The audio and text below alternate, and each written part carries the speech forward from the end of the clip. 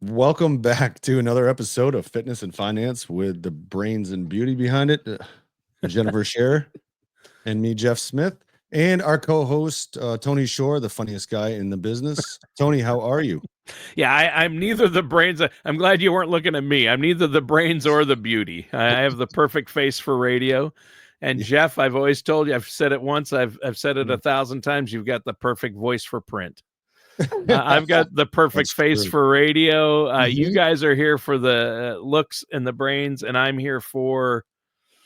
So anyway, For correcting grammar, it turns out. Yeah. oh my goodness, let's not get Yes. me started. We were talking before the show about my major pet peeve, which is pluralizing words that you don't add an S to pluralize, like ice cream. I saw a sign in Franklin, Tennessee, and I kid you not, it was Franklin or Brentwood. Very nice area. Yeah. A brand new strip mall. Joe, I think it was Joe's. I don't remember the exact name, but Joe's Ice Creams. And I'm like, no, didn't quite get it. And then people always say to me, I collect records, vinyl, and they say, you have a lot of vinyls. And I'm like, I'm going to have a shirt made. The plural of vinyl is vinyl. Is vinyl. I like it. Right.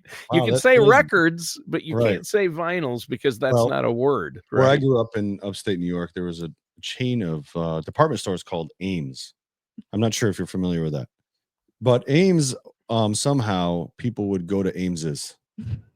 Oh, they'd pluralize Ames. It already had Ames. an Ames's. Yeah, Ames's. Oh, So no. I couldn't deal with that really well. No, I can't. So I don't I know was a why. little- I'm OCD, and I get it. Not a big deal of all the problems going on in the world and the things people deal with, but we have to be able to laugh about things. Yeah. And I'm freely admitting it's me. I'm OCD, but yeah, Ames's, that would drive me nuts. Yeah, and interestingly, I'm on several text threads with Jennifer's dad. And Oh no. you can speak to this, Jennifer, but oh my gosh, he is unforgiving. Oh yeah, he is. He is self-proclaimed the Scherer help desk Yes, for spell check. for spell check. Oh, he will. He and will. And punctuation. punctuation. Oh, and- if you don't punctuate, like I get yelled at by my kids and by the younger people I actually coworkers that are young in their 20s, that say, why do you put sentence structure and why do you put periods and punctuation in your text? You don't punctuate or capitalize in text. Well, according to my dad, you definitely need to be doing and that. I'm like, no. I say to them, no. This is still the written word, and there's right and wrong. This is the right way because this is how the English language works, and your way, removing punctuation from the English language, is how it doesn't work. Exactly. That's my opinion. But then I'm old. Hey, I'm old, right? I must be old too then. Yeah, we're all there. I think no, you're not. Jennifer, you're not a day over 25. Wow. I'll be hitting 40 soon. Oh, I don't believe that. Yeah. I don't believe that. I Jeff, I'm not even going to try to guess his age. Tony. It depends on what angle you're looking at him from, right? Right. It looks pretty young from behind. Looking pretty good, buddy. Looking pretty good. Thanks, Tony. I appreciate that. Well, speaking of looking good from behind, the reason that this show wow, nice segue is even on the air is because staying fit is so important. Yes, it is. It's valuable not only to our health but aesthetically. Yes, it is. Yeah, it can be. It can be. I think a lot of people start for that reason and then realize the deeper benefits later. But I find that, aesthetics are usually short-lived. They're like, oh, I'm going to get in shape to go to this trip or for this particular outfit that I want to wear.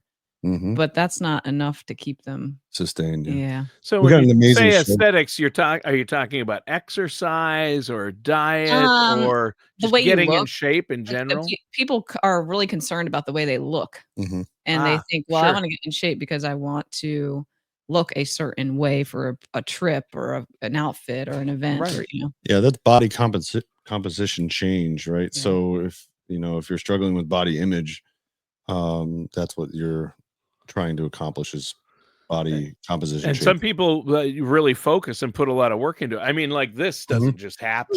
I mean, just It is this, clear, Tony. the face doesn't, this face doesn't just, this isn't how I woke up this morning. Oh, wait, it is. I love it. 5-10 minutes ago. I love it. No, you guys It's so caught early. me exercising. I mean, you guys did. joined the feed and my camera was already on and you saw me running around with the I dog mean, in my workout shorts.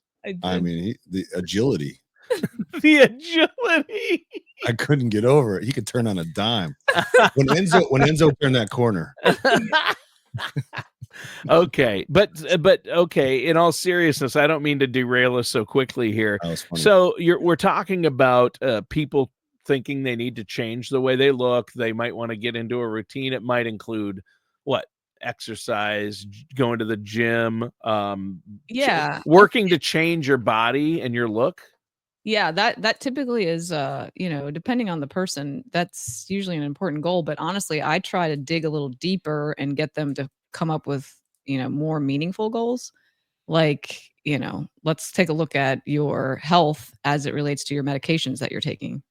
Let's look at your balance. Let's look at, the way your body's moving functionally. Like, do you have certain areas that are tight that are preventing you from, getting the most out of a movement? Maybe let's work on stretching those areas. And then ultimately that leads to a longer, better quality of life, rather than just looking good for an event. Right. Yeah. It's much like in the finance world when, we want to borrow money. Mm. We have to make our finances look pristine. But at tax time, it's the other way around. You look like you're poor.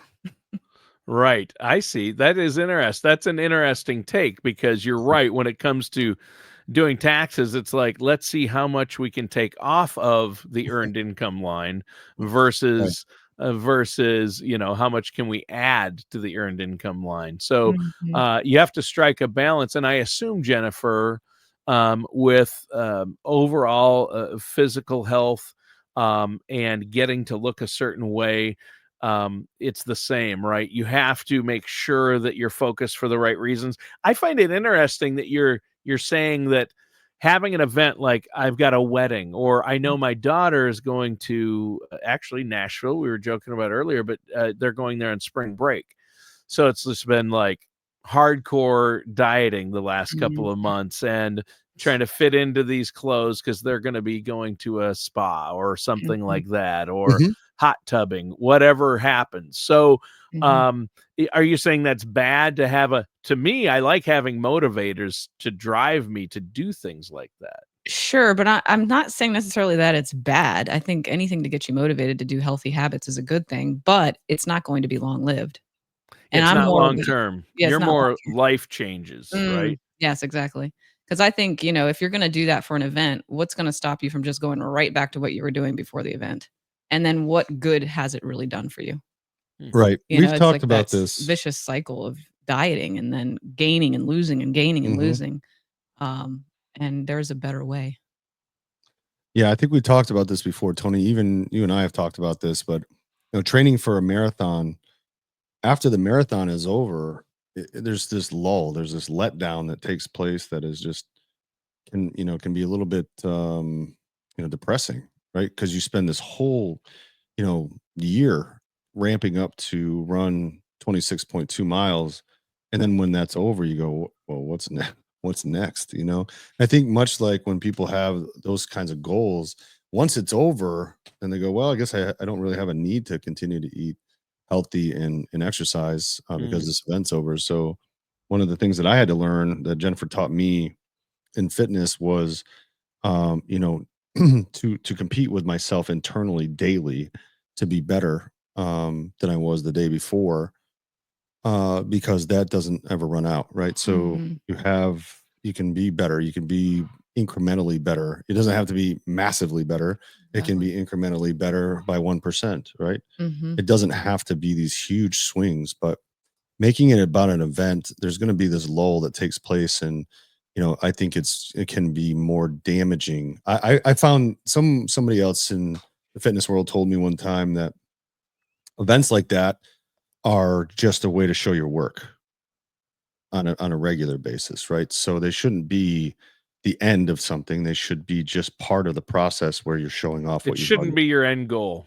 Right. The event should not, the wedding or Right. the trip to, the Bahamas or wherever you're going where it's going to be sunny and you're going to be, snorkeling and things. Yeah. That's Looking not cute. the end. That shouldn't be your end goal when it comes to maintaining and having a regimen. You're talking about getting more serious, right, Jennifer? You talked about like looking at your medications. What are you taking? How is that affecting you? How, Exactly. yeah. Do you have other issues that would feel better if you got, you have a tightness or muscle issues, or there are a lot of different things. And this is what you do as a trainer and somebody who looks at people's overall physical well-being, right? Exactly. And with that, I feel people get their screening done. Like they'll go through the weight and the body composition and they'll get their blood pressure taken Yep. and then we'll do, their gait analysis and then they'll look at the results and they're like, "Wow, I didn't realize how much work I need to do." Mhm. And then they get overwhelmed thinking that the journey is so long, but it's like then you have to rein them back in and say, "Okay, look, yes, we do have a lot of work to do, but let's do it slowly. Let's do it gradually. Let's do it in a way that makes you feel empowered.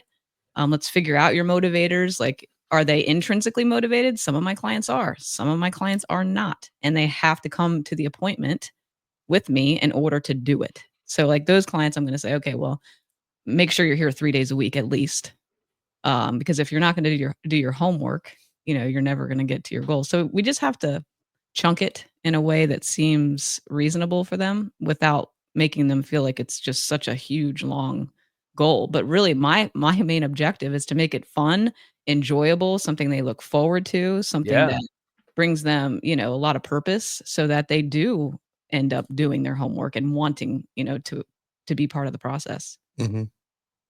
Yeah.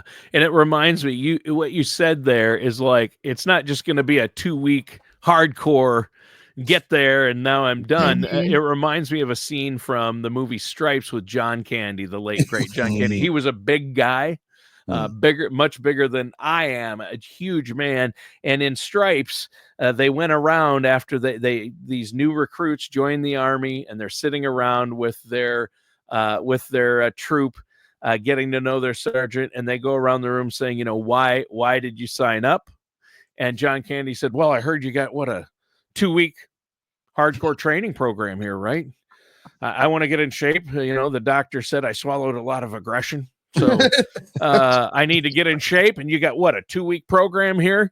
I'm going to be a lean, mean fighting machine That's at the end of right. that 2 weeks. Remember, Remember if this. you've ever seen the movie Stripes. So Yeah. I always laugh. He's like, what do you got, a 2-week? He's talking about basic training, which is hardcore. Yeah. Right. And he's like, okay, 2 weeks of basic training. I'll be in shape after 2 Well, weeks. you're laughing about it, but you wouldn't believe how many clients are looking for that quick fix. They are very susceptible to marketing and fads and, Yeah. lose 10 pounds in 10 days guaranteed or your money back. Or if you take this pill for 30 days, you're going to Yeah. be right as rain. And Jeff, to relate that to the financial world, Mhm. a lot of people are looking for quick fixes for finance, Oh, the yeah. get rich quick. Mhm. They're like, I need to make a lot of money right away. Where can you put my money? Exactly. Well, and they always have plenty of ideas, Oh, you know, so people have ideas. I yeah, so know. great I've had ideas. ideas. Well, I just think, it is so relatable because we are such a, instant gratification society, and I'm not, saying I'm not part of that. I barely can get across town, and dealing with traffic, because I wanna be there yesterday, Yeah. and, my frustration level is pretty high when it comes to people that, aren't sure where they're going, you Or know? maybe your frustration level gets high dealing with technological issues and Or I mean, that's recording equipment set up. that could You're be not gonna the that good could thing be out of about you nowhere. is no matter how long it takes, you're not gonna let that get to you, Jeff. That's No, what I I love mean, about I you. I love that you pull something like that completely out of the air, and, so yeah, but, the reality is that people n don't wanna go through pain. Let's Right. just be real. People don't like change, and, let me No. just tell you, the way I know that is that everybody has a friend who, will talk about how bad their marriage is, but never leave, right? Everybody Yep. has that friend, and Yep. it's because it's not painful enough for them to actually make real lasting change. And it's much like that with fitness and with finances. There comes a point where either you make the decision that you have to make a change or the world tells you makes you change, Yeah. right? So I think the reality is that what I realized on both fitness and finances was, number 1, I didn't want life to happen to me. I wanted to take charge of that situation because I was 300 pounds and I was miserable. Mhm. And I also didn't want to be the guy who's in finances with his house falling in around him. You know what I mean? You need to make real changes in, heck, if there was a get rich quick scheme, I would have tried it, back in my 20s. I loved it. Love the idea of just breaking through somehow, but it's delusion and it doesn't work. There may be one out of, a couple million that strikes something. But the reality is that, for most of us, we have to put in the time, we have to put in the effort, or Yep. we have to hire that out if we don't have the knowledge, right? So you either spend hours educating yourself or you pay for someone else who has. And that is really the bottom line for fitness and finances. You really need someone to quarterback some areas, especially if you're not involved with it every day, you know? And I think that that's the important distinction. Hmm. What do you think, Jen? Yeah, you couldn't have said it better. I mean, I have so many people that say, I wish I had started this earlier before I got all these diagnoses. They walk into me with chronic kidney disease, type 2 diabetes, obesity, and they're like, help, and there's a little bit of a feeling of hopelessness because of all of the conditions that they've, accumulated over the course of their life of unhealthy choices. And then, it's like, man, how can we as a society start this sooner? Like start even with finances, educating on the hard work that you have to do in order to be successful, both from a health and from a financial standpoint. Yeah, I mean, I have lots of clients, and I've talked to you about this, Tony. It's pretty well documented on some of our older podcasts, but people that come in to get their stuff reviewed, the ones who think that they have it all together, I'm so afraid of. They're nowhere near where they need to be. And the people that are afraid that they're not going to make it typically are perfectly fine when I review their stuff. There's a humility associated with both fitness and finances. And, it's that desire, that unending desire to make sure they've done enough, right? I think that that's the attitude. Have I done enough?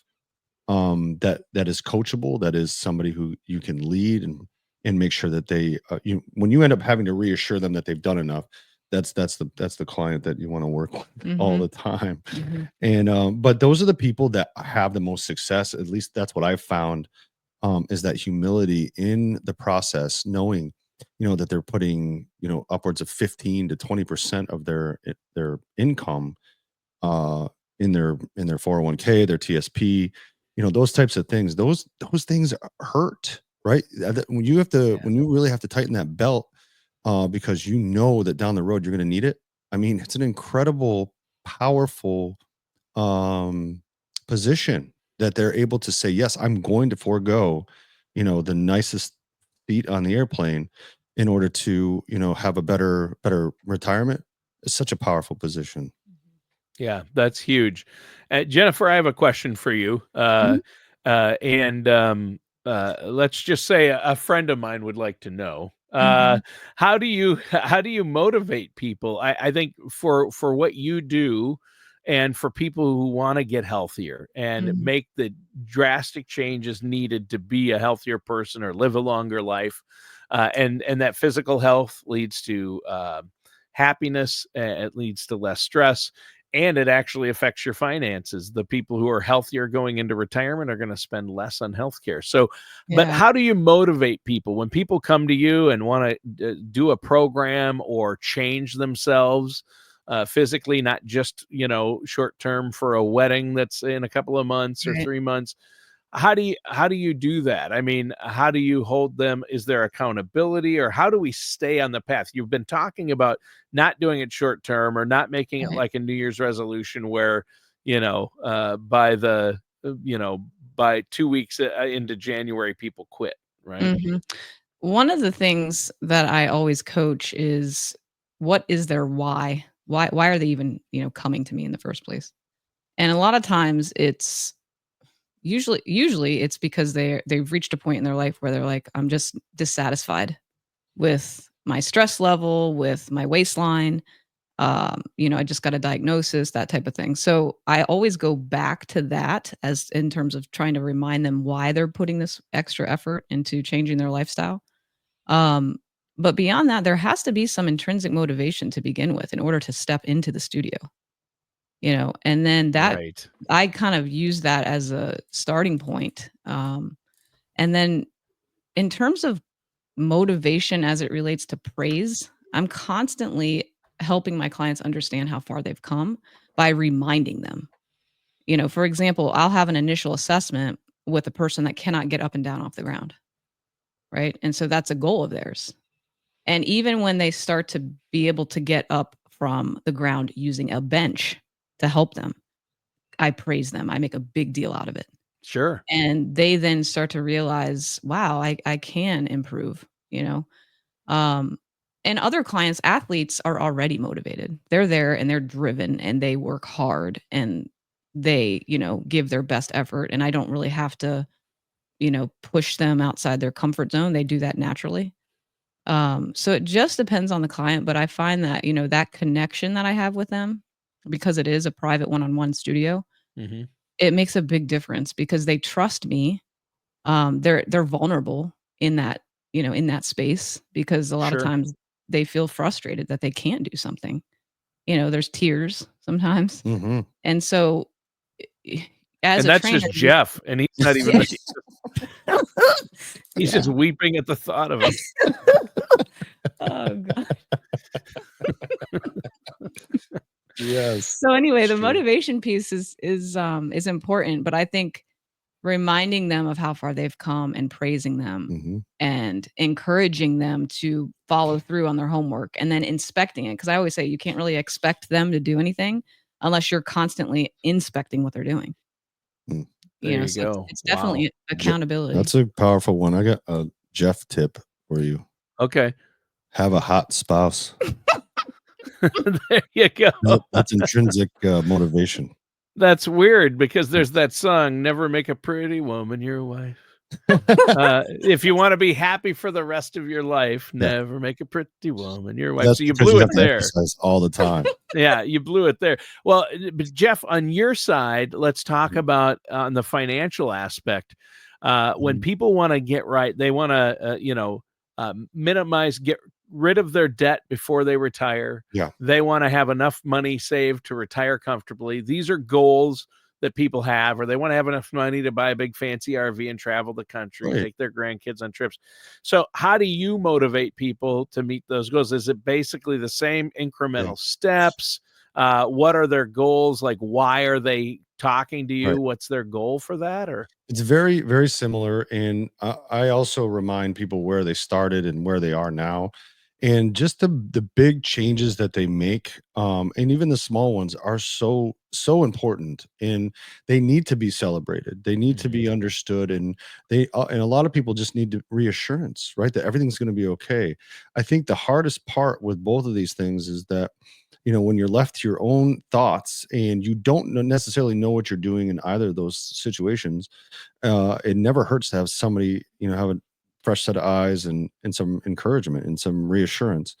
And I think for most people, they want to do well, and they will make some changes. I've had some clients through the years who, said that they wanted to, and but but their expense line was way bigger than what we had planned.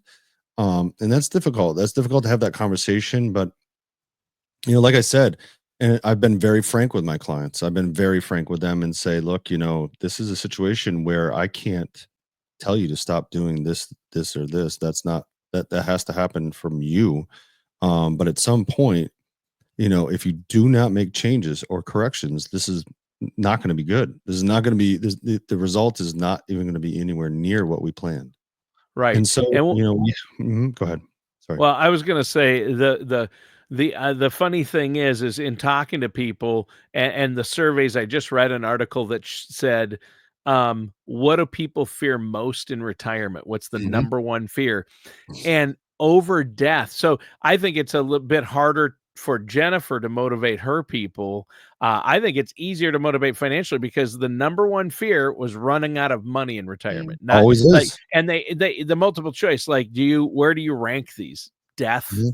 Like what worries you the most? Dying?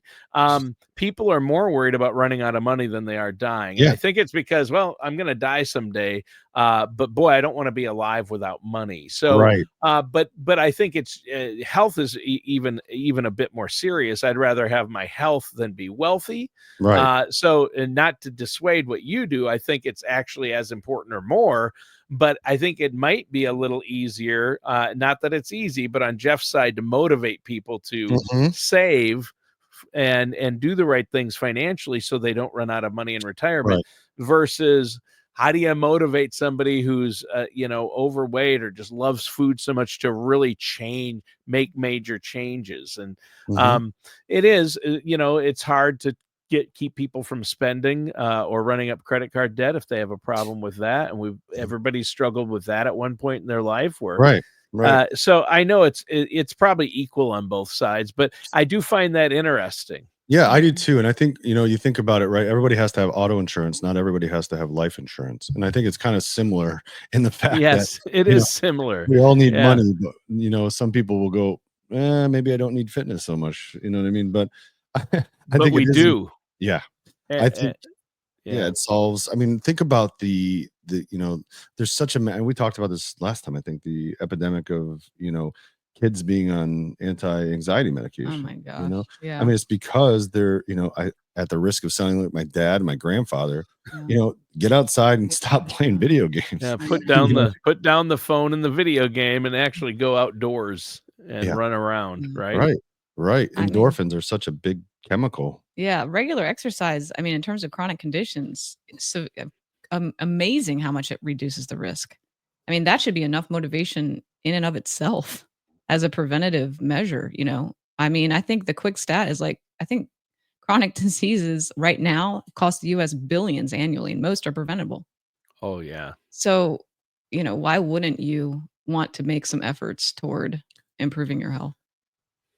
Especially if you're worried about money. If money is your number one concern, Mhm. running out of money, I mean, I think there's a misconception that to be fit, you have to spend a lot of money, but there's a lot of hidden costs based on your inactivity. Oh yeah, the average retiree is going to spend $300,000 out of pocket on healthcare alone, and that doesn't include long-term care. Yeah. Wow. And you can greatly reduce that amount if you are healthy and Mhm. stay Mhm. healthy longer. And realizing that certain chronic diseases, sometimes cancer is genetic and it runs in the family, but Right. you can stave it off. Like where you said, regular exercise. I mean, it's been shown that people who are healthier might be able to hold off chronic diseases longer, Yeah. right? Well, just Mhm. using, phytonutrients, and Jennifer's a registered dietitian, so I don't need to say, this is her Mhm. stuff, but I mean, right, Jen? I mean, Mhm. just eating a regular diet of I antioxidants and I mean, just getting 5 cups a day of fruits and veggies, just Mhm. start there. Yeah. I mean, how many of us are doing that? Not I do many. love I do love blueberries. Yeah. I mean, Yeah, Yeah, but that's I an think antioxidant, it right? is. yeah, That's one of the most powerful ones. Yeah. yeah. Yeah. I mean, the power of your plate, I talk Red about wine? Does that is that an now there's antioxidant? Can there I it count actually the red wine? it does have polyphenols, but there's a whole thing now about alcohol being toxic and there's no Oh, amount yeah. that you should Yeah. consume, and Yeah. anyway, Yeah. but the power of your plate in preventing disease Mhm. is also potent. I mean, Yeah. there's medicinal qualities in food. Yeah. Well, we've gotta wrap up because I gotta get to McDonald's, but, no, I'm kidding. Knew I'm it. kidding, it's one of the worst things ever, all that Yes. processed food. Mm. Um, It's I remember, I can't even eat there anymore, of course, I did over the years, I've eaten at McDonald's before, but the yeah, buns are so sugary, Mm. like, it's almost like cotton candy. I don't know yeah, if you actually just take a piece of the hamburger bun at a McDonald's and eat it, Oh my it's just god. like, wow, and it's so processed. Those things must yeah. last months without going Oh bad my gosh, too. I think there was, I think there was a study where there was a cheeseburger that was left open for more than a year and it did not biodegrade. That's how processed it is. Disgusting. Yeah, it is. So, okay, to wrap up, we should wrap it up. Is there anything else either one of you want to add before we go today? I think get excited about next week's show. Next week's show is going to be about longevity, and we're going to have some fun stats, fun facts as we go forward. We're going to have some more fun about longevity, and very excited for that show. Yes, I am too. Yeah, we're going to have fun, Tony. Yeah, longevity plays a big role in finances because it's called your time horizon. We've talked about that in the past. And with fitness, you want to be able to have that longevity. So that's awesome. I can't wait to hear the stats you guys have for us. But before we go, Jennifer, let our listeners and viewers out there know how they can get a hold of you if they want to, if they need that personal training or need your advice or your professionalism in that area. Yeah, so check us out on online on our website, Fredericksburg Fitness Studio. So it's fbergfitness.com. And you can also find us on Facebook and Instagram at Fred Fitness Studio. Fred Fitness Studio? Mm-hmm. I like it. Is that the hat? See, I thought you had hats made already for the show, Jeff, because it says FF for Fitness and Finance. That's the name of the show, Fitness and Finance. Yes. The whole FF thing is just rampant right now. Yeah. 541 is our studio that will be opening up soon, and that's 541 FF1. Yeah. Wow. Just a great letter of the alphabet, I guess. Jeff, if our listeners out there want to set up that no charge, no obligation consultation or get a second opinion on their financial plans, their investments or retirement planning, how can they get a hold of you? Sure. They can go to our website, which is theretirementsmith.com, just like my last name. And you can book an initial consultation right online. Or you can call area code 540-371-9777. And if you still use a phone, you're my people. All right. Well, you guys need to get some fitness and finance hats and merch, maybe a quarter zip made up. Yes. And I'll take one of those. But listeners, that does it for today's episode of Fitness and Finance with our hosts, Jeff and Jennifer.